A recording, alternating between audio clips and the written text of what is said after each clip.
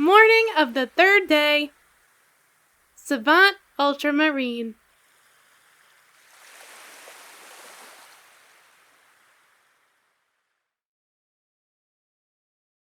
Part 4.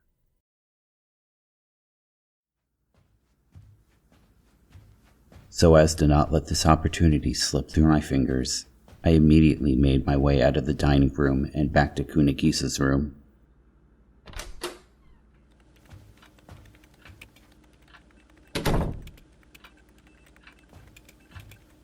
As I expected, she was still face to face with her workstation. It didn't seem right to be such a shut-in while also being a guest in another person's home. But I guess we just had different values. Kunagisa looked back at me. Oh, Ichan, welcome back! How was it? Did you run into anyone? Almost everyone. Today I've seen everyone except Teriko and Iria. Oh yeah, Yayoi too. Though having eaten her food, I felt as if I had met her. Well, that's almost perfect. What is? Your score in the Meeting Everyone on Wet Crow's Feather Island by Mid-Morning contest. That didn't quite flow off your tongue. But anyway, there were currently 12 people on the island. Artist Kanami Ibuki, Akane Soniyama of the Seven Fools, Chef Yayoi Sashirono, fortune teller Maki Himina, and Teki Tomo Kunagisa. Also, Shinya Sakaki and myself, the Tagalongs. Then there were the original residents of the island, starting with Iria Akagami, who owned the island and the mansion, plus head maid Rei Honda, and all three all-purpose maids, Akari Chika, Hikari Chika, and Teriko Chika. A dozen total. In an ordinary-sized house, things would have already gotten fairly cramped. But in this oversized palace, there was still an excess of space. That's what I remembered. Hey, Kunagisa, how long were you planning to be here again? Another 4 days? So, for a week, yeah? Shinya was asking me about something. I explained to her what Shinya had told me. The rumor about Iria's favorite jack of all trades and master of all coming to town. Kunagisa, however, seemed uninterested, tuning out the majority of my story. Is that really important? It's all really vague information, so it's hard to say. But I don't think we really need to meet this person. I didn't really come here to meet any geniuses, and I'm not really interested. Well, yeah, but hey, I've been meaning to ask you for a while. Why exactly did you come here? If you're not interested in that kind of thing, what were you so interested in? I couldn't figure out why someone who hated leaving the house as much as Kunagisa did accept an invitation like this. She tilted her head a bit, and after a moment's pause, said, Just 'cause. A non-answer. There's no particular reason, really. Or are you the type of guy who always needs there to be one for everything? I shrugged. No way. As long as I have network access, it doesn't really matter where I am. Home is the best in the end, though, she said, in spite of still being on vacation.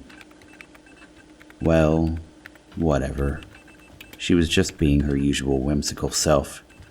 I didn't particularly mind, and it wasn't like I was supposed to either. I sprawled myself out on the pure white carpet and stared up at the chandelier on the ceiling. Man, what an unrealistic scene. Then again, if you asked me what would be a realistic scene, I wouldn't know what to say.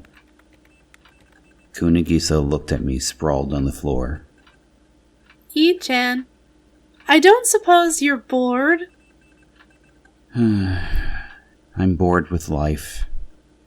You know, that's really unattractive. How? She laid it right out for me. If you're free, why not read a book? I brought a few. A book, huh? What you got? An English-Japanese dictionary, the statute books, and Imidas. The last was an encyclopedia of contemporary terms. Bring that stuff in digital form. Who had fun reading that kind of stuff anyway? Oh, right. She does. Half giving up and half fed up, I rolled over. Huh? Ichan, your watch is broken, isn't it? What? I took a look at my watch. Right. Come to think of it, I had meant to ask her to fix it. After running into so many people this morning, I'd forgotten all about it. Let me see. I'll fix it for you. Here, maybe the battery's dead. She held the watch up to the light. Nope, something else is wrong. Did you bump it into something hard? Anyway, I think it'll be a quick fix. But you know, wristwatches have become sort of an anachronism these days. Most people just get by with their cell phone. Wait, speaking of which, where's yours? I left it at home. You should bring it. That's what makes it a mobile phone. But what if it got lost? Well, I guess, but... And it would be out of service here anyway. It would take a phone like yours to get any signal here. Kunagisa used a phone that receives signals from relay satellites and lets her connect to any place in the world. Even on a solitary island in the middle of nowhere, her phone didn't know the meaning of the phrase, out of service. Of course, it didn't come cheap. It was a terrible waste of money for an anti-socialite like Kunagisa, but she wasn't the type to give much thought to such matters. Well, maybe so. She said. It's not like being an anachronism is a bad thing. She narrowed her big eyes and placed my watch next to the computer rack. Just then, there was a knock at the door. Kunagisa showed no response whatsoever, so I had no choice but to open it myself. The visitor was none other than Hikari, cleaning supplies in tow. Hello. Thanks so much. I invited her in. Yo, Hikari! Ciao! Kunagisa welcomed her with a full-faced grin. Hikari responded with a smile of her own. For some reason, these two girls had hit it off and just plain got along. It's a rare thing for someone to be able to become so friendly with Kunagisa in such a short period of time, so I couldn't help but be a little surprised. What are you up to, Tomo? The maid asked. I'm making some game software right now. I'm creating an application that converts text to music. I figured I'd give it to Iria as a memento of my visit. What kind of game is that? I butted in. Well, shall I explain? Okay, so, Ichan, what's the longest book you've ever read? I quit halfway through the tale of Genji and Don Quixote. So, Tolstoy's War and Peace? Yep, that was long. Okay, so let's say you converted that whole book into a text document, whether by using a scanner or by typing it all by hand.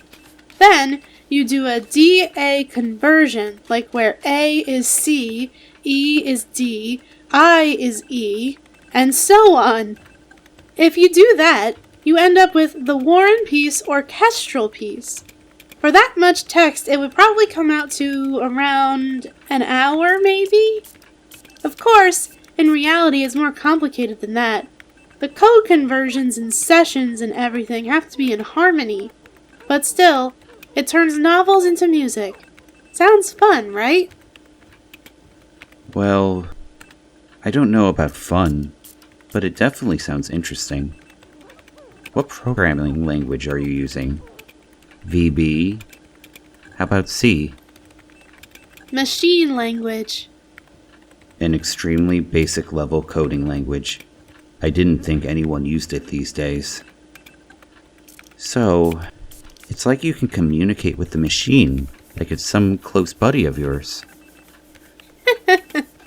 She laughed, just a little boastfully. Seemingly even more ignorant than I am about computers, Hikari wore an ambiguous, half-comprehending expression. How amazing! She simply marveled. Seriously, I said. But what's actually fun about this software? I guess I don't really get it. Making it is fun. It was a solid reason. I couldn't object. Hikari listened with apparent interest, but then seemed to remember something. Oh, right. She turned to me. Would it be alright if I cleaned your room later on? I stopped by the storeroom a little earlier, but you were out. Sure. No problem. I didn't know what cleaning there was to be done in that room, though. Hikari politely thanked me and resumed cleaning Kunagisa's. When she was about done, she stopped and crouched to the floor. I apologize. I'm just a little exhausted. Why not take a break? I suggested. No, I'll be fine. Ray would get mad anyway. I've said it before, but she's so strict. I'll be fine. I'm peppy. That's my one positive trait. I'm fine. Please forgive me for causing you concern, she said firmly, then exited the room. Sure seems to have it tough. Maybe it's just my assumption, but seeing her like that, it seems as if she's bearing an awfully big load on her own. Do you feel a little like you're watching yourself? It's not like that. But you know, I do feel a bit of sympathy for her. She did come across as the long-suffering type after all. Ray and Hikari seemed to have a distinct notion in their heads that this was just work. But Hikari didn't seem to be able to mentally process it that way. It was like the concept of work had been figured into her internal circuit. Perhaps there were circumstances surrounding that. As for the other maid, Teriko, I wasn't sure what she was thinking, so I couldn't comment. Everybody's suffering through something, Ichan. Kunagisa said, knowingly. Or, if they aren't, they're at least striving in some way. Hikari, your pal now, Akane, everyone. If there's anyone who's living and not suffering or striving, it's probably me.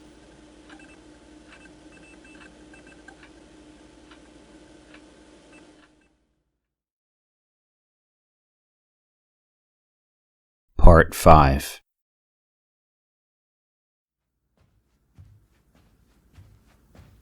After having lunch, I headed for Ekaneme's atelier as promised. Kunagisa claimed, as usual, not to be hungry, and headed to bed shortly after noon. She was a chronically sleep-deprived little techie. Wake me for din-din, please. I have to see Iria and stuff, she said. I knocked on the atelier door, waiting for a response, then turned the knob. The floor was uncarpeted hardwood. In some ways, it reminded me of the art room in my elementary school, except of course that this room wasn't lined with scarred-up desks, and there weren't any fake-looking plaster sculptures. It wasn't as big either. The total area of the atelier was probably about half the size of the room Kunagisa was staying in. Welcome. Take a seat over there, Kanemi said, after briefly staring at me in cold silence. Shinya must have been in his room or someplace, as Kanemi was the only person there. I walked past a shelf containing paint and paint supplies, and took a seat as told. I faced Kanami and said, "Thank you for doing this." I couldn't deny that she was a pretty woman, with blonde hair and blue eyes. She was like one of those cloistered princesses you see in old films.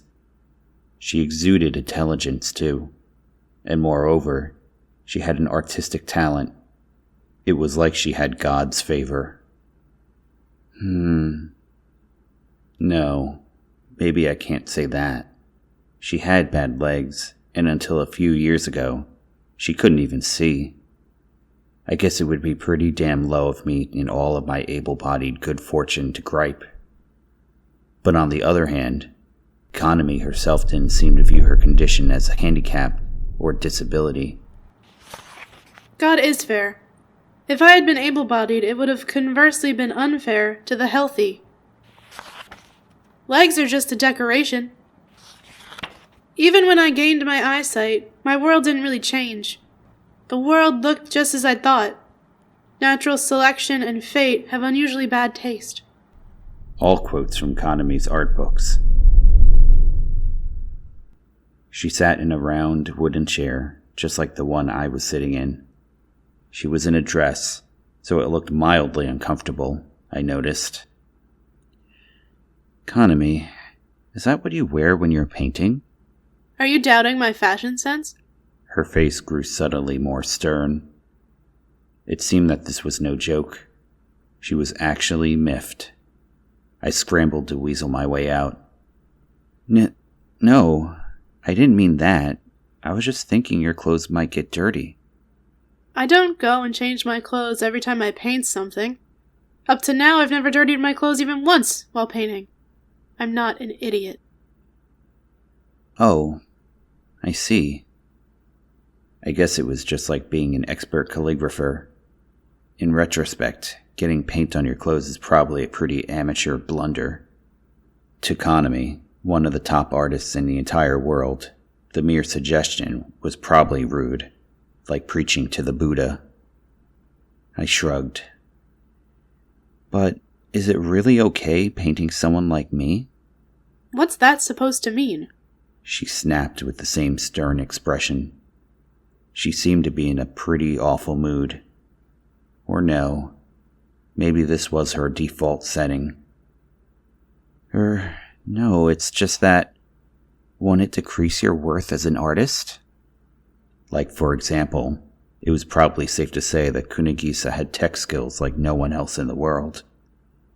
However, she only ever used them for fun, so the number of people who actually acknowledge her as amazing and brilliant was extremely small. Authority is an outcome, as Kunigisa herself put it. Not doing and not being able to are the same thing. I figured it was the same with painters. If you just choose your subjects randomly and mess around all the time, it's hard to get another person to acknowledge your worth as an artist. But Kanami denounced my thinking. Didn't I just tell you I'm not an idiot? Do you have a brain at all? I don't go around choosing subjects. You know, if you keep your mouth shut, people won't see how stupid you are, so why don't you just do that? She sounded so fed up that my heart sank too. I hate that kind of thinking. It makes me want to puke. Oh, there were no good subjects to paint. My model was no good. The environment was all wrong. That's not the kind of subject I should be painting. And it's not just with painters either. Oh, this isn't what I want to do. Or, teacher, I can't figure out what I want to do. You must know people who say such obnoxiously egotistical things. Yes, as a matter of fact, me. For God's sakes, I hate people who bitch about what they want and don't want to do, shelving their own ineptitude. I want to tell them to stop living like pricks. I don't mean they should all die, but they should be more humble. Just get on with whatever and stop whining all the time. I don't care if it's some boring jerk or a pile of bug guts. I'd turn it into gorgeous art. Despite her nice and sweet appearance, she was incredibly proud of herself. She was so uncompromising that she didn't even forgive others who compromised. Being compared to a pile of bug guts wasn't my favorite thing in the world. But if she could paint that, surely she could paint me. It seemed that attempting any further considerate remarks would be impolite, or rather, futile, so I decided to stay quiet. I noticed that behind Kaname was a canvas. An under-angle view of the cherry blossom tree was drawn on it in pencil, the one she had been looking at this morning with Shinya. It was so perfectly drawn, it looked like a monochrome photograph, with about 10 million pixels. No, that's dumb. There was no need to cheapen such an intricate drawing with that kind of metaphor. I pointed to the picture. When did you draw that? This morning. Got a problem? It was early morning when she was observing the tree. That was about 5 hours earlier. Had she completed this amazingly detailed picture in a mere 5 hours? It felt like such a drawing should have taken at least a week to complete. I must have shot her a skeptical look, without thinking, because she treated me to an audacious and malicious smile. Only idiots spend 3 or 4 months doing something you can finish in a week. Idiots or lazy people. And since I'm neither, I don't spend more than 3 hours on something that shouldn't take any longer than that. Ow. Being the pure embodiment of laziness, this was painful to hear. It stung. I wish Kunagisa could have heard it too. Right? Even you have to agree a little too, right? She said in a cruel tone, demanding my concurrence. I couldn't help but feel as if she were attacking me with a direct insult, and I doubt that that was just a false impression. No, well, yes. But anyway, you're really good. Yeah, sure, She answered, completely uninterested in my generic praise. It was an exceedingly bland comment for me to make, in retrospect. You're really good. Just like that. It sounds like something a 5-year-old would say. Am I stupid or what? So, Kaname, you do detailed pictures? I do all kinds of pictures. You didn't know? Of course, I put my foot in my mouth again. The woman before my eyes was Kaname Ibuki, the woman artist who rejected styles and repudiated stances. Whether it be detailed or abstract, there was no picture she couldn't or wouldn't paint. She squinted just one eye at me. Getting hung up on one style is the height of folly. I won't say people should be indifferent to being themselves, but getting too hung up is just plain bizarre. It's nuts. If there's one thing in life I want to do as I please, it's painting. That might be so. Unable to disagree or agree, I nodded half-heartedly. Having seen through my impoverished state of mind, or not, she gave a contemptuous snort. Hey, have you even seen my art?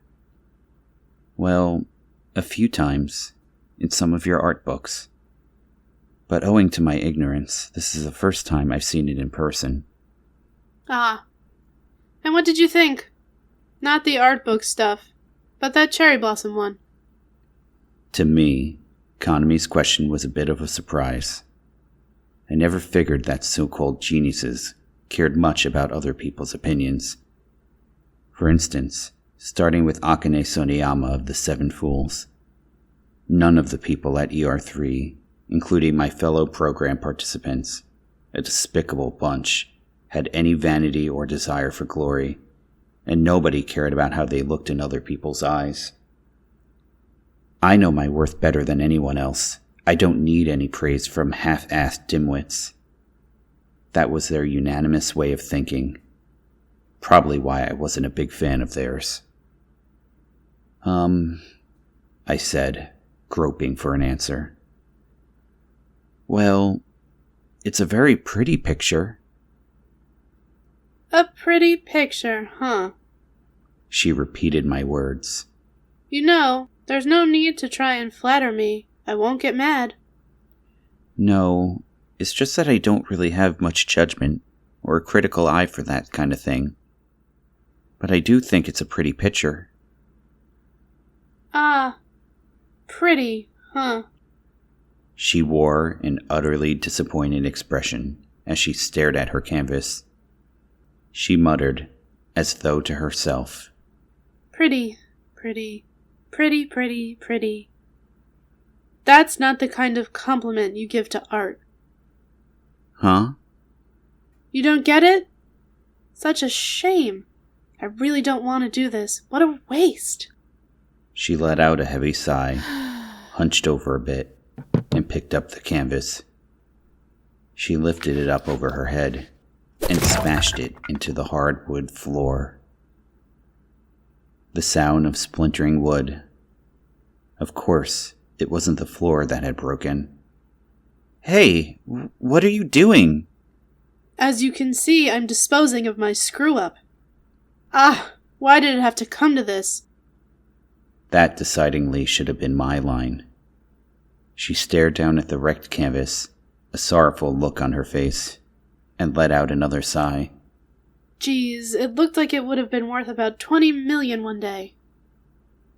20 million yen? I ventured. $20 million. Different unit. Of course, we're talking about several decades later. Artists can be pretty reckless at times. Did she really need to do that in front of me? I couldn't help but feel guilty that my crappy comments had invited this disaster. It's not your fault. This is my responsibility. I'm not the kind of imbecile who pushes her own responsibilities onto other people. But I'm just an amateur. You didn't have to do something like that based on the opinion of an amateur. It's not art if you get to pick who looks at it. She insisted. So that's how it was. I could understand that. Her words and her manner were filled to the brim with spite. But to be sure, this woman was an artist to the bone. But it was so realistic, just like a photograph. That's not a compliment either, you know. Listen, if you have a habit of complimenting people by saying, it's just like blah blah blah, I think you'd better quit it. It's really an insult of the highest order. If your brain absolutely needs to box everything into a style, though, I guess there's no hope. She turned back towards me. I suppose I can understand why you say it was like a photograph, though. After all, photographs originally spawned from drawings. Is that right? Yeah, you didn't know? She raised an eyebrow at me. It seemed saying, "You didn't know?" was her habit.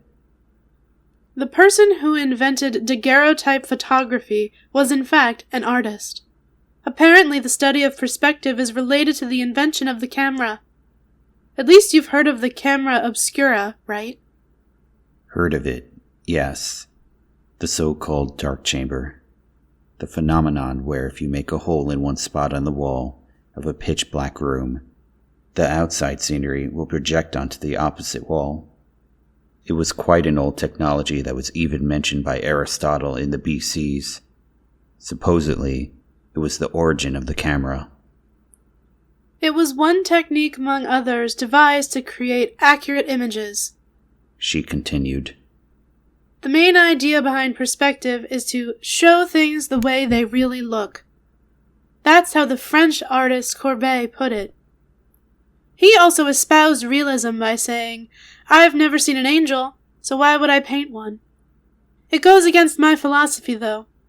If you get a kid to draw something, it never has any perspective or depth, right? Everything's just displayed in the foreground. The size of objects is also chosen at whim. So, for example, a house and a person are the same size, or the most important thing is drawn the biggest. In other words, what they're putting on the canvas isn't what the objects look like, it's how the objects feel. If you believe that drawing pictures is a form of personal expression, then I think that's the correct way to do it. If you think about it like that, a drawing that looks just like a photograph isn't a good drawing at all, is it? Okay. As soon as she had broken out of the lingo, I lost my grip on what she was talking about. And with all her chit-chat, she hadn't even started setting up to paint. When was she planning to get going? Truth be told, photographs aren't such an accurate representation of reality either. If you edit a photograph well, it's not hard to fool people. Maybe they're not so different from paintings in the sense that they're both selective. Kanami, were you going to draw me? Right now, I'm memorizing. Just as I thought, I was about to get called incompetent again. She spoke to me with unexpected gentleness. Maybe you didn't know? I'm the type who has to do her work alone. When I'm with other people, my focus goes wacko. She sounded like Leonardo da Vinci. Artists who don't look and paint at the same time weren't the kind of thing you heard about every day. But they weren't unheard of either, so I wasn't particularly surprised. So when I do portraits, I just have to rely on my memory. You can do that? To me, memory and perception are synonymous. Now she sounded like Hannibal the Cannibal. Let's just stay and talk like this for the next 2 hours. Then I'll start painting after you leave. After I redo this cherry blossom picture, that is. I want to turn it into something at least you can comprehend. For your painting, I'll need to put down 2 layers of color, so it'll take a little while. I should be able to give it to you tomorrow morning. You'll give it to me? Sure. I don't need that kind of painting. I have no interest in paintings that are finished. I'll sign it, so if you sell it, it should be able to make something decent. Of course, you could always destroy it if you don't like it, but that seems like a bit of a waste. It should be worth about 50 million. What a materialistic conversation. Oh, by the way, I said, I hear you're on bad terms with Akane. That's right. Or really, it's sort of a one-sided hatred on her part. I personally feel nothing but goodwill for Sonoyama the scholar, Sonoyama the researcher, Sonoyama of the ER3 Seven Fools. Nothing but admiration. Nothing but? And how do you really feel? She gave me a little smirk. As for just plain Akane Sonoyama, I despise her.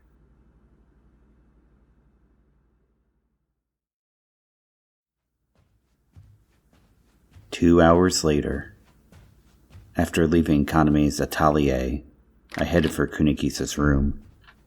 She was in bed, but evidently she had awoken at some point and fixed my watch.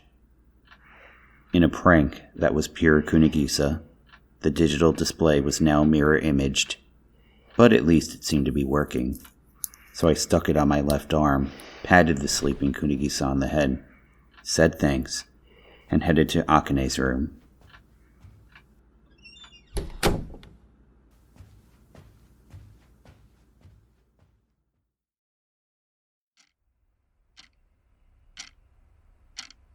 Play me without your rooks, bishops, and generals, I requested. I'll allow a bigger handicap, She said, with a delighted smile, and proceeded to line her side of the shogi board with chess pieces. An East-West mélange. It feels more like a mixed martial arts match.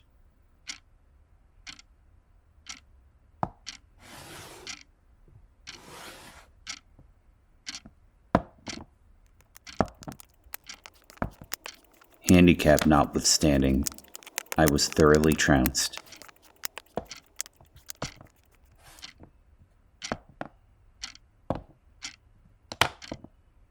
And that's checkmate.